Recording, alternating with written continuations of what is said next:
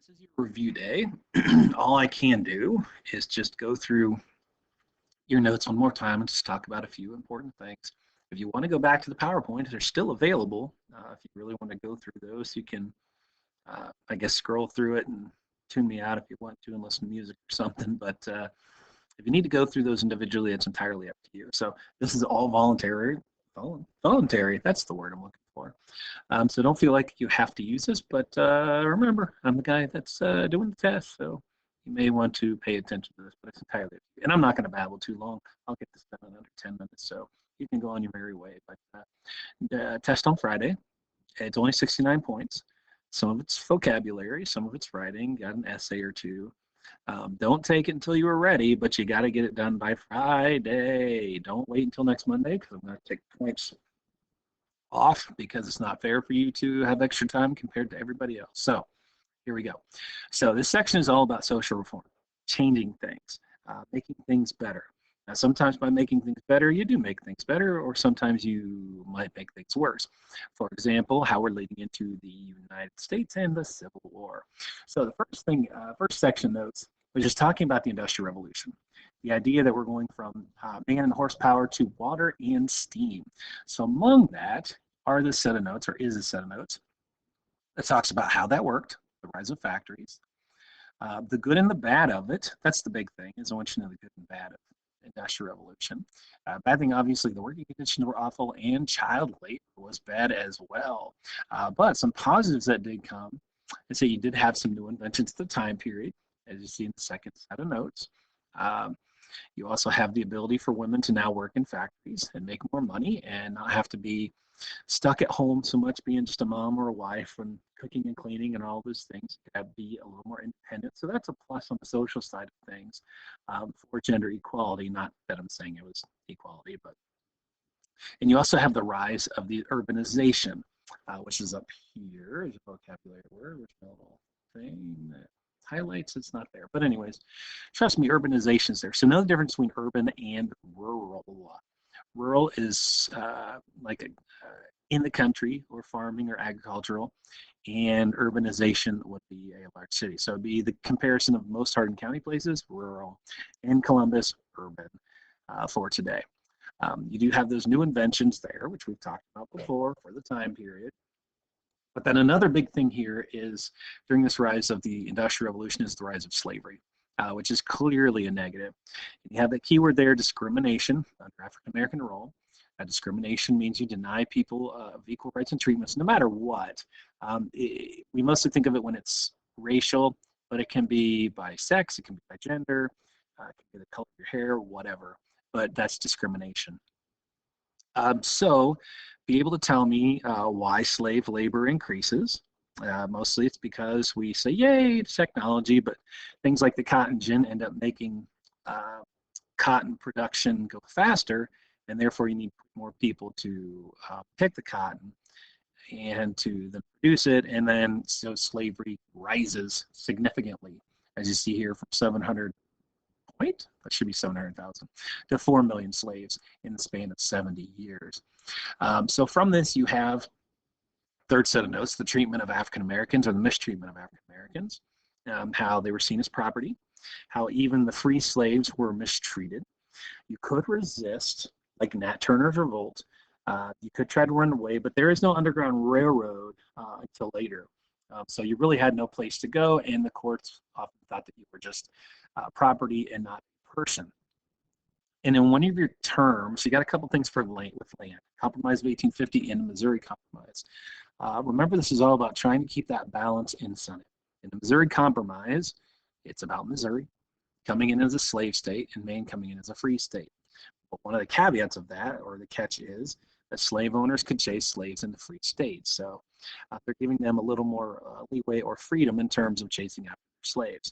The North didn't like it because they thought that Congress allowed the spread of slavery. The South didn't like it because they thought that Congress controlled slavery laws, where they wanted to have popular sovereignty. Remember that term. So let's look at social reform, some of these changes. You had three big changes in this set of notes, things that needed to be adjusted in society. temperance is the first attempt to kind of moderate alcohol abuse, mostly by the women, to moderate the men who are drinking way too much. This kind of foreshadows what we're going to have in the 1920s.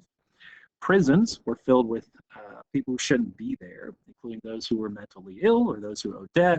And Dorothea Dix was one of the first persons to really shed the light on prison reform. And then the last thing on this reform is education reform. Horace Mann, the guy who said we need to do better for public schools. We need to get kids in there longer, yay. We need to give teachers more money, yay. And we just need to get everybody in there. And having a balanced field educationally for everybody, no matter what your social status, no matter what your wealth. Scrolling down a little bit more, now we get into the big reform, which is abolitionist movement or anti-slavery movement. Ohio's at the forefront of this, 1803 being the first state to ban slavery. It goes back to the Declaration of Independence, but not everybody wanted to end slavery or put it in the Declaration of Independence. So you have some main people here, your abolitionists. William Lloyd Garrison, Frederick Douglass. One is a white abolitionist who has a newspaper, anti-slavery newspaper. One is a black former slave, has his own newspaper called the North Star. John Quincy Adams, former president, defended the captives on the Amistad. That was a slave ship that ended up getting sent back to Africa after its people on the boat. My goodness, what am I thinking? Oh, I need coffee. But anyways, the slaves ended up overthrowing the captains, and then passengers, man, that's the word I was looking for. And then allowing or being sent back to Africa since they had, I guess, they had been taken illegally and had earned their freedom. And then lastly, we do finally get to this Underground Railroad. Remember, it's not underground. It's not a railroad. There's no choo-choo train going underneath the ground. That's not it. It's simply a system of northern escape routes led by people like Levi Coffin, who helped lead slaves across the Ohio River, and most famously Harriet Tubman. It's called Black Moses because she actually escaped and then went back down into the southern states to lead people out. So now we're further on with tensions over slavery. There's that phrase, popular sovereignty, in which Southerners were upset because they felt like they were being told how they could lead their states instead of doing it themselves. That was the concept of popular sovereignty. Well, a lot of this goes over this new land that's coming in, whether it's from the Mexican-American War or the Compromise of 1850. They feel like they're being told how they should practice things, and they didn't like that. And the Compromise of 1850 was the same thing, very similar to the Missouri Compromise, is that you have this balance of free state, slave state coming in. But number three, make sure you pay attention to that. You have the Fugitive Slave Act, which now makes a national rule that government agents could arrest anybody for being a runaway slave, and Northerners were required to help them out, which stinks. And so some other things are here for the abolitionist movement. Uncle Tom's Cabin, written by Harry Beecher Stowe, a fictional story but based on fact, was really used to tell people about all the horrors of slavery. Kansas, Nebraska, this is two territories who were given the right, popular sovereignty, to vote on slavery. However, the problem is they had a lot of people flood into that area to vote, and violence broke out, including by John Brown, in which they murdered 5 slavery people. Now, Mr. Brown will come back to us here in just a little bit. Continuing on with issues of slavery, you had a Senate attack by Charles Sumner, actually by Andrew Butler. No, not Andrew Butler, his nephew, Preston Brooks. I see some typos in this. I need to fix those. But Preston Brooks ended up beating Charles Sumner in the Senate building. So now you're getting to violence. You have the Dred Scott decision by the Supreme Court. He said that slaves have no rights whatsoever, and so they couldn't sue for their freedom. North was stunned. They hoed slavery. Hoped slavery. Wow, I really need to fix that typo. And then John Brown's raid at Harper's Ferry, where our former friend John Brown up there in Leading, Kansas, now goes to Harper's Ferry to take the arsenal, and is not successful. And this is really one of the last straws to the Civil War. So the Northerners praised him as a martyr. Southerners thought he was a traitor. And at this point, the Southerners really just had no trust for the North. And it just gets worse with the last set of notes that we did yesterday. See, I'm just over 10 minutes. I'm trying here. It's the election of 1860. Lincoln wins with about 40% of the popular votes, but he has enough electoral votes. And the Southerners just say, we're done. With John Brown, with all the things preceding this, and with Lincoln coming into office, we're going to be done. And so they are. And so they secede in 1861. Actually, December 20th, 1860, South Carolina is the first to bail out. And by 2 months later, 7 more states jump out. They form the Confederate States of America, and Jefferson Davis is named their president.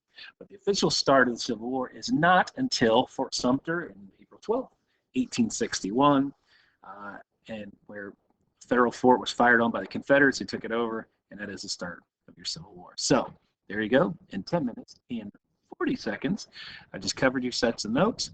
So just be prepared to tell me reasons why we had the Civil War, issues about slavery, and anything else that I might have covered there. So there you go. There's your review.